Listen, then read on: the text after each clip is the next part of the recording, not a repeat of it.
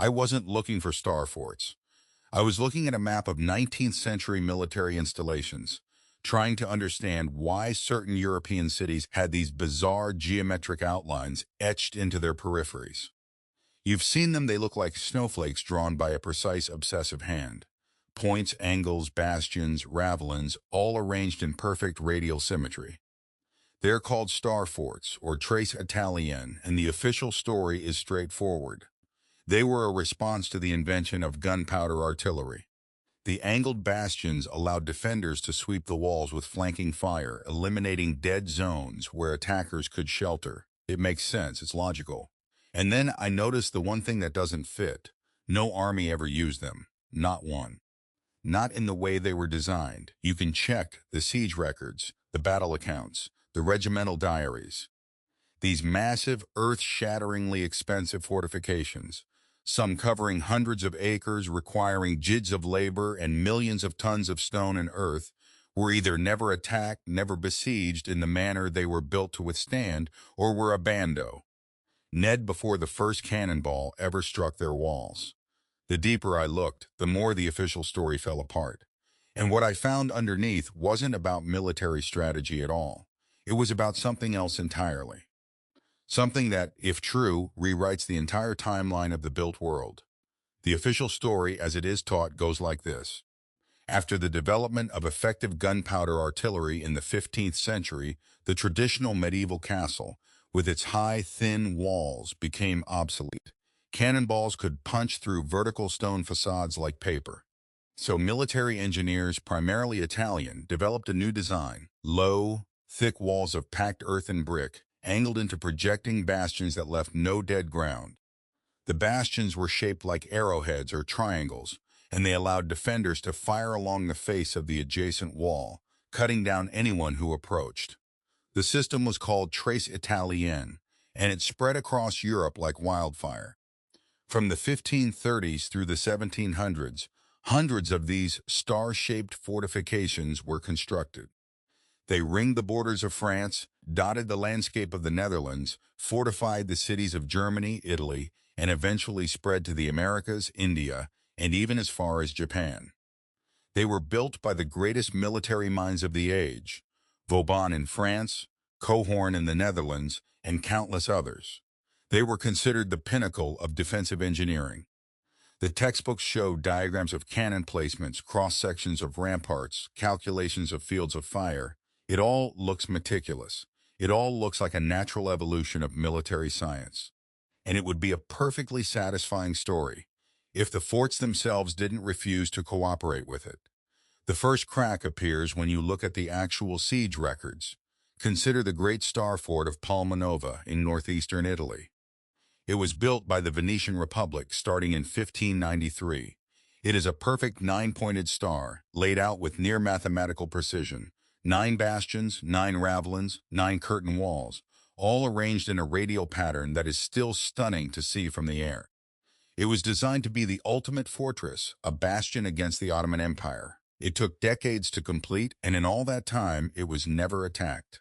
Not once. The Ottomans never came. The fort was besieged exactly 0 times in its entire history. It was used as a garrison town, a supply depot, a place for soldiers to live. But its walls were never tested. The cannons never fired in anger. The bastions never did what they were designed to do.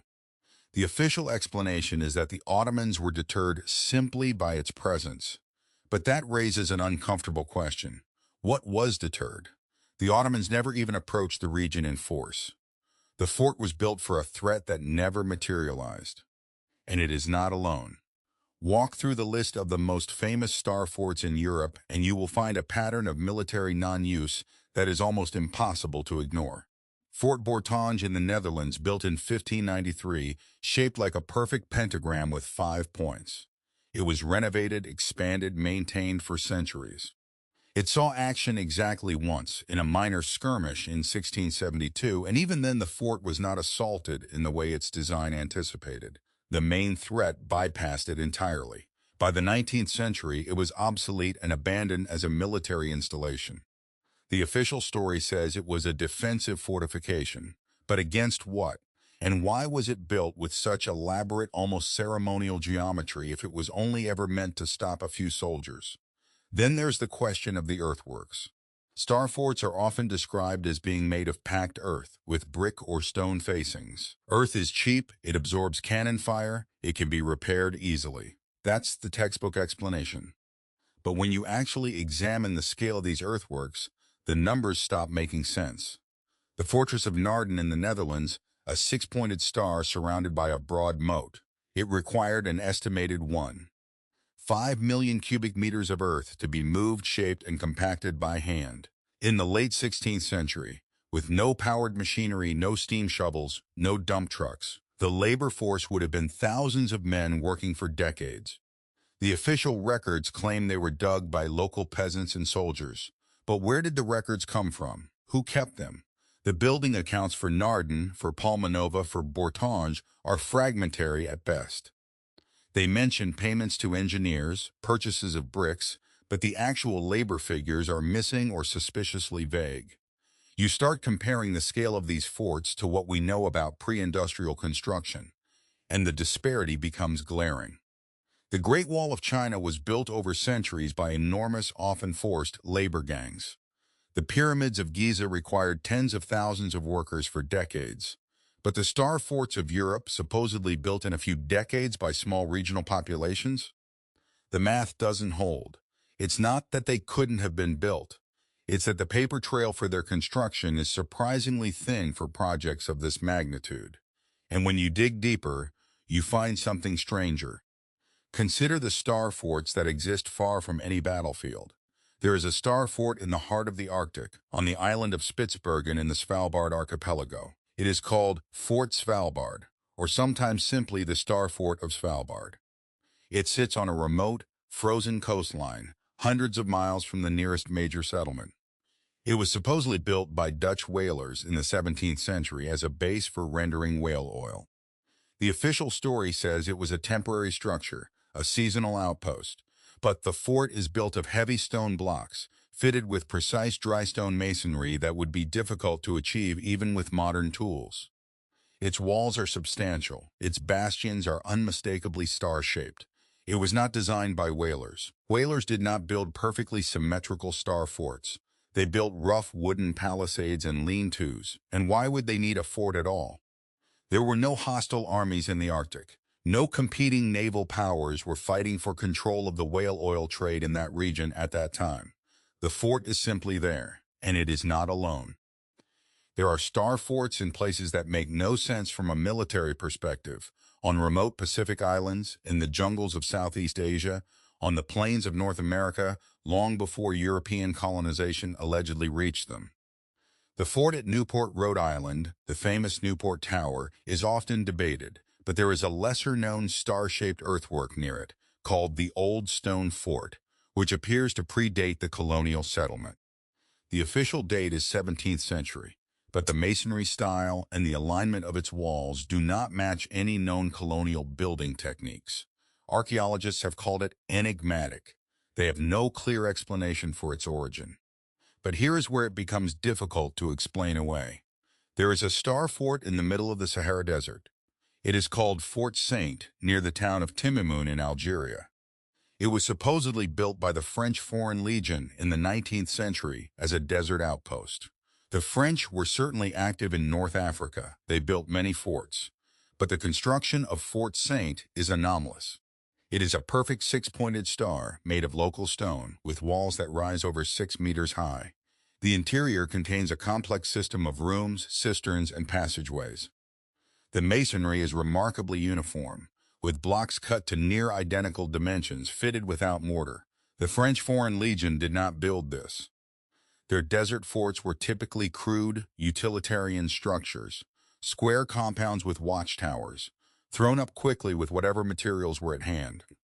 The star forts of the Sahara, and there are several, are built to a different standard. They are too precise, too well-engineered, too geometrically perfect for a provisional military outpost, and the records of their construction are once again missing. No blueprints, no construction diaries. No mention in the Legion's own archives of the massive labor and engineering effort required.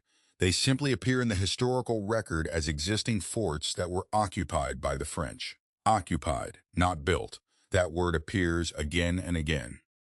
The forts were there. Someone else built them. The official story assumes they were built by earlier cultures, but those cultures left no records either. The forts simply exist, scattered across the globe, in places no army would ever need to defend. Then there is the matter of the geometry. Star forts are not random. They are mathematically precise. The angles of the bastions, the length of the curtain walls, the placement of the ravelins, all of it follows a set of proportional rules that are consistent across continents and centuries.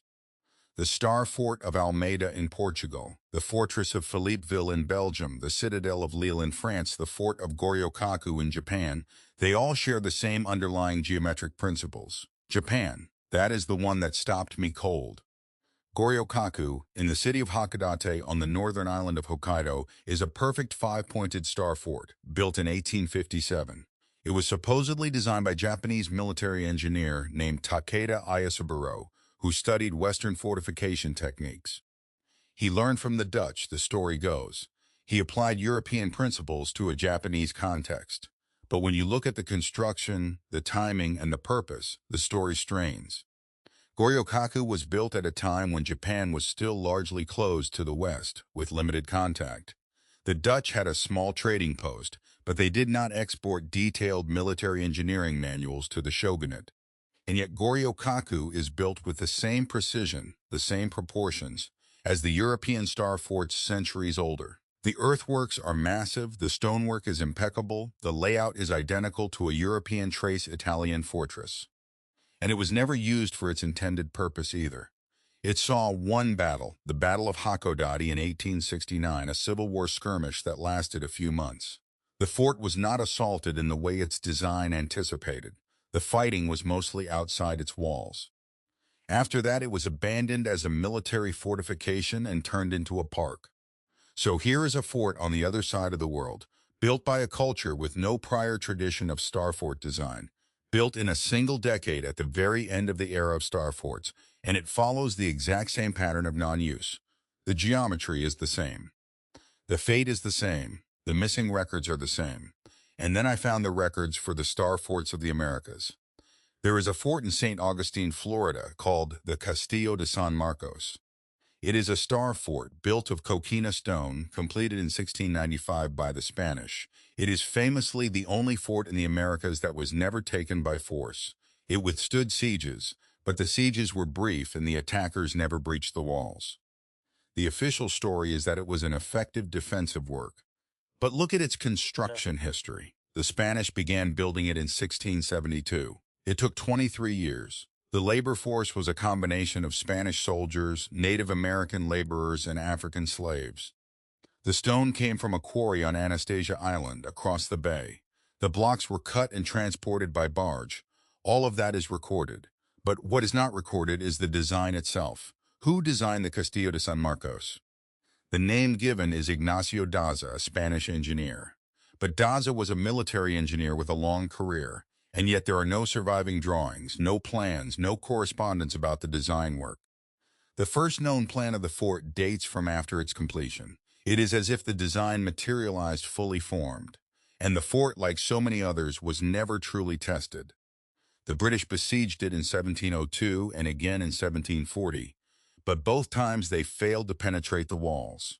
The sieges were lifted not by the fort's defensive fire, but by the arrival of Spanish relief forces or by the attackers running out of supplies. The Star Fort itself, with its bastions and ravelins, may have been a deterrent, but it was never the decisive factor. It was just there. A massive, expensive, geometrically perfect structure sitting at the edge of the continent, waiting for a war that never quite arrived in the way it was built for. And the pattern, once you see it, becomes impossible to ignore. Fort McHenry in Baltimore, a star fort built in 1798, famously withstood the British bombardment in 1814, but the British never attempted a direct assault on the walls. They shelled it from a distance and then withdrew. The fort's design was never put to its intended test. Fort Jefferson in the Dry Tortugas, built in the 1840s, a massive six-sided star fort, the largest brick structure in the Western Hemisphere. It was never completed. It was never attacked. It was used as a prison.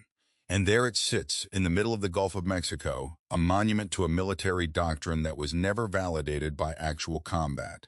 The star forts of India add another layer to the mystery. Consider the fort of Daulatabad in the state of Maharashtra.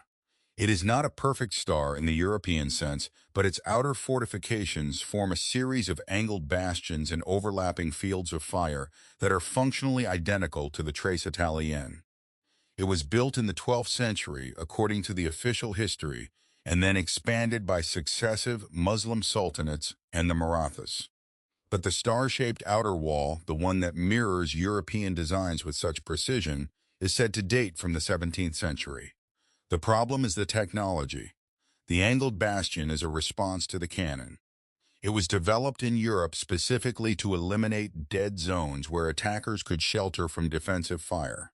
The star fort is a direct consequence of gunpowder siege warfare.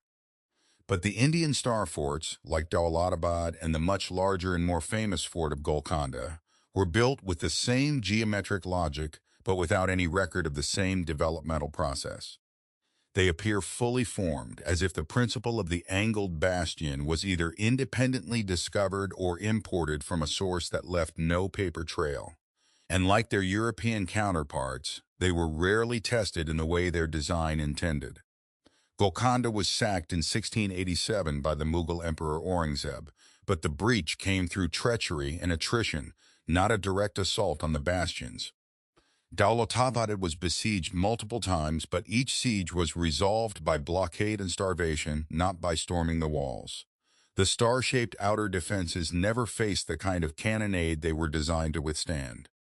They were, in effect, ornamental, or at least, never validated by the test of battle.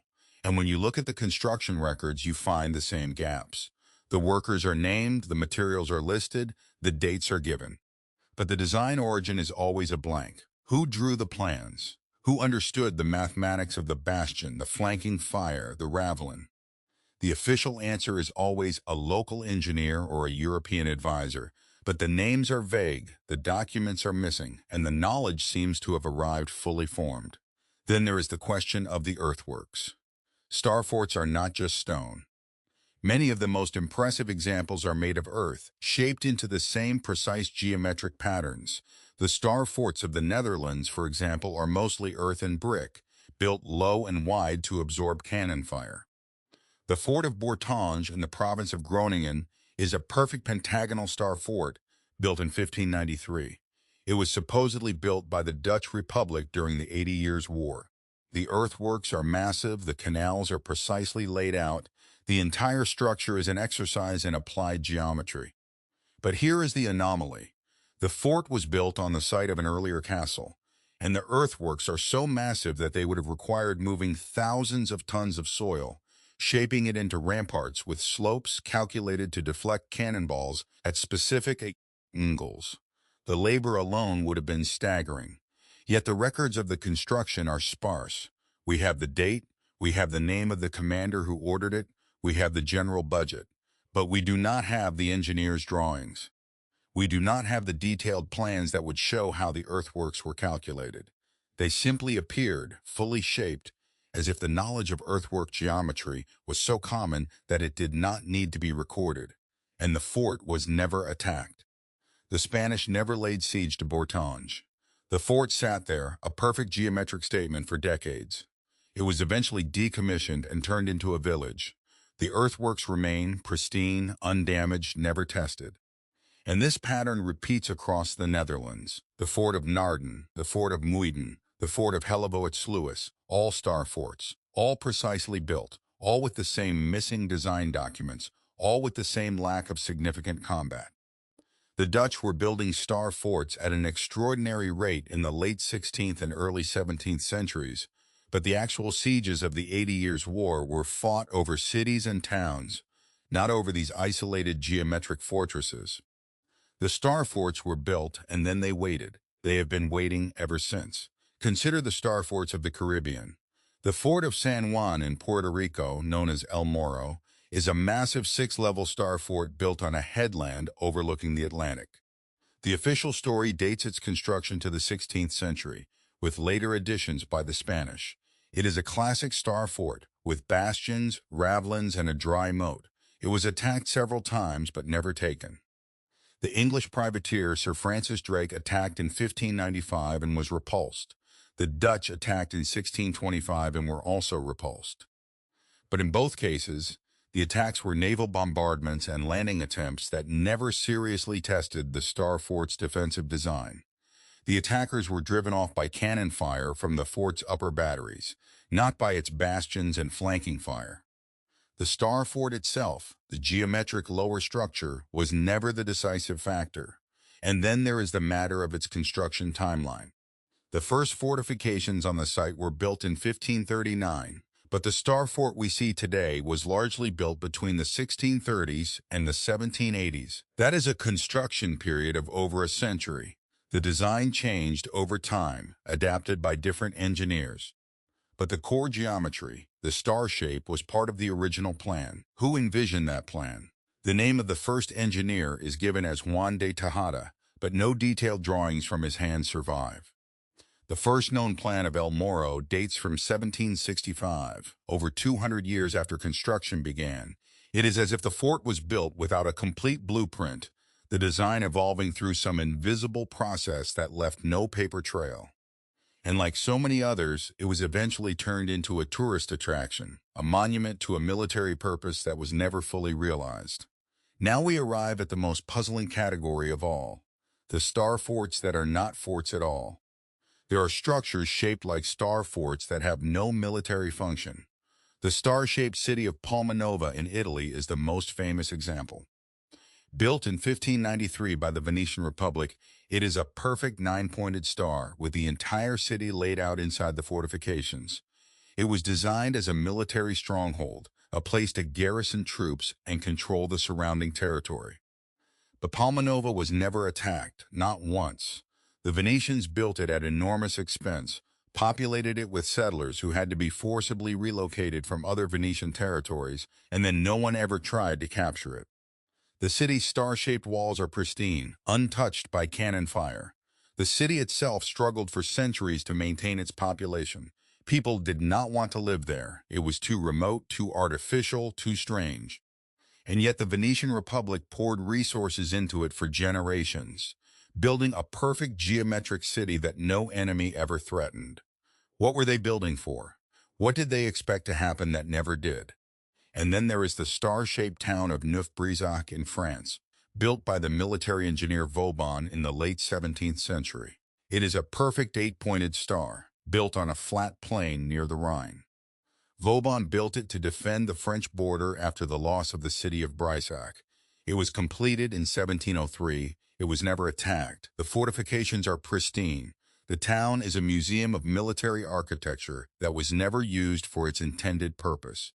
And Vauban built dozens of star forts across France, many of which were never besieged. The pattern is so consistent that it begins to look like the official story has the purpose exactly backwards. What if star forts were not built for war at all? What if they were built for something else, and the military function was a cover story, a plausible explanation for structures whose real purpose has been forgotten? This is where the alternative theory begins to take shape. The star fort is not a response to cannon fire. It is not an evolution of medieval castle design. It is a remnant of a lost system of knowledge, a geometric code embedded in the landscape for reasons we no longer understand. The star shape is a universal symbol. It appears in the architecture of ancient civilizations, in the layout of sacred sites, in the geometry of mandalas and rose windows. The star fort is a physical representation of that geometry, built on a massive scale. And if you look at the distribution of star forts, they are not placed where armies would logically march. They are placed at specific latitudes, along specific lines of longitude, at points that form geometric relationships with each other. The star fort of Almeida in Portugal and the fort of Goryokaku in Japan are on almost opposite sides of the world, but their angles and proportions are nearly identical. How is that possible without a shared source of knowledge? The official history says that the knowledge spread from Europe through colonial contact. But the forts in Japan, in India, in the Sahara, in the Americas, they all appear in their respective locations with no clear chain of transmission. They are like pieces of a puzzle that was designed before the continents were mapped. And then there is the question of the builders. Who actually built these structures? The official history gives us names: engineers, architects, military commanders, but the names are attached to structures that predate or postdate their known careers. The workers are always local labor, but the labor force required to build a star fort is immense. The earthworks alone for a medium-sized star fort would have required thousands of workers working for years. The stonework, the brick, the transport of materials. It would have been a project on the scale of a pyramid, and yet the records of these projects are thin. We have detailed records of medieval cathedrals, of Roman aqueducts, of Egyptian pyramids. But the star forts, built in the age of printing and record-keeping, have construction records that are suspiciously incomplete. Contracts are missing, payrolls are missing, blueprints are missing. It is as if someone deliberately erased the paper trail. The theory, then, is that the star forts belong to an earlier era, a forgotten civilization that had a global reach. This civilization built these geometric structures for reasons that were not primarily military. Perhaps they were energy collectors, or resonance chambers, or markers of a planetary grid. The military explanation was applied later, when a new set of rulers took over and repurposed the structures. The star forts were occupied, as the records say. They were not built by the occupiers. They were already there. And the occupiers, whatever their motives, had no interest in preserving the true history. They reclassified the forts as military architecture, invented plausible engineering histories, and let the original purpose sink into the mud of forgotten time. The mud flood, the great reset, the erasure of the old world. The star forts are its most visible remnants, standing in plain sight, labeled as something they are not. So what are we left with? Hundreds of star forts across every continent, built to the same geometric principles, built at enormous cost, built with a level of engineering sophistication that is barely acknowledged, and almost none of them ever used for their stated purpose. They sit in silence, they watch the centuries pass. They are parks, museums, tourist attractions, ruins, and the question that haunts every investigation of this subject is the simplest one. What were they really for? Who built them? Why did they stop building them? And why does the official story begin exactly where the record goes dark? The star forts are still there. You have probably walked through one without knowing it. You have seen the grass-covered ramparts, the canals, the perfect angles. You have wondered, perhaps for a moment, why they are shaped that way. And then you moved on, because the official story gave you an answer that made sense. But the answer does not hold. The pattern is too consistent. The gaps are too large. The silence of the forts is too loud. Look at the map. Look at the angles. Look at what they connect to, and ask yourself, if the star forts were not built for war, what were they built for? And who knew the secret that the geometry encodes? The forts are waiting. And the record, such as it is, begins exactly where they want you to stop looking.